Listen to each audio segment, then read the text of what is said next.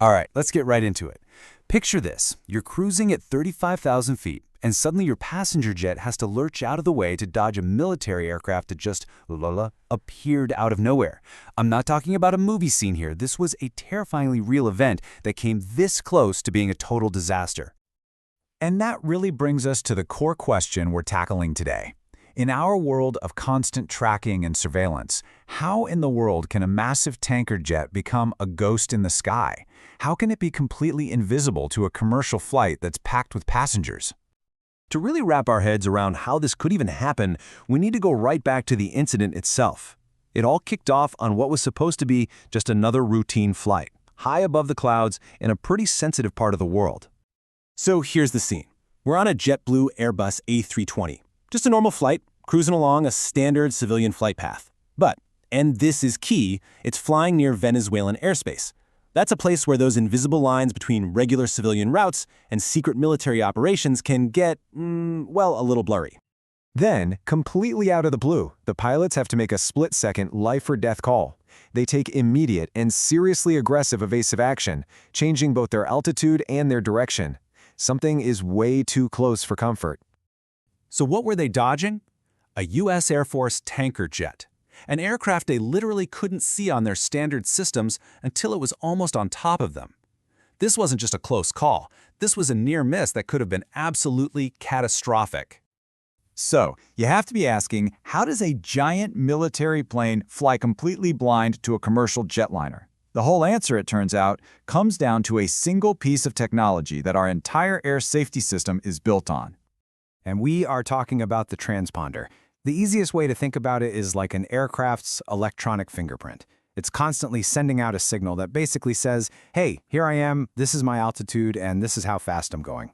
Air traffic control needs it, and other planes' collision avoidance systems rely on it. It's absolutely fundamental to keeping our skies safe.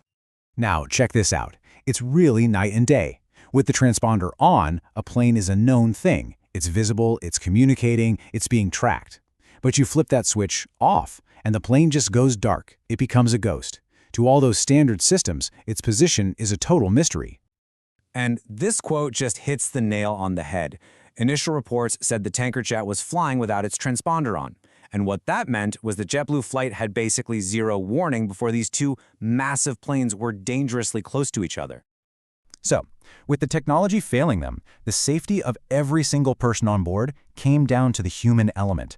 For a few terrifying moments, hundreds of lives were resting entirely on the skill and, frankly, the reaction time of the two pilots up front. And you really can't overstate the pressure here.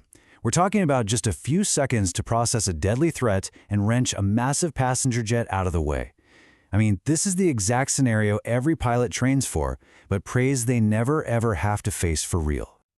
And the stakes? They couldn't have been higher.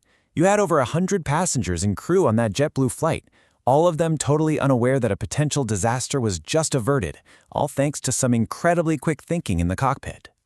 Thankfully, the good news is that JetBlue confirmed the flight landed totally safely, with no injuries to anyone. But even though disaster was avoided, the incident itself sent a huge shockwave through the aviation world.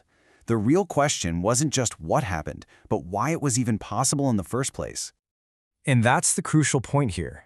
This wasn't just some freak accident or a one-off mistake. This whole incident pulls back the curtain on a fundamental tension that exists in our skies every single day.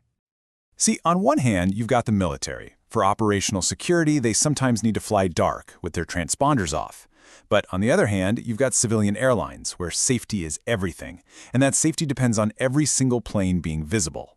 When those two worlds cross, especially in sensitive airspace, the risk just skyrockets. Look, mid-air collisions in modern aviation are incredibly rare, and for a really good reason. Our system is built with all these different layers of safety. You've got air traffic controllers, onboard collision avoidance systems, you name it. But here's the critical takeaway. When you remove just one of those layers, like, say, by turning off a transponder, that safety margin just shrinks dramatically. The whole system becomes way more fragile, and the chance for a catastrophic failure goes way, way up. So what happens now? Well, a near miss this serious triggers an immediate and really thorough response. And there's only one goal: figuring out what went wrong so we can make sure it never, ever happens again.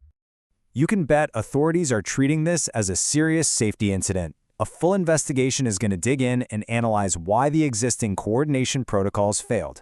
And it's not about pointing fingers. It's about finding the flaw in the system. The ultimate goal is prevention, plain and simple. And all of this leaves us with the final, really vital question. As the investigators do their work, we all have to ask what needs to change. Is it policy, technology, or just better coordination? How do we balance military needs with civilian safety so that the next time these two worlds meet at 35,000 feet, it doesn't all come down to a last-second life-or-death guess?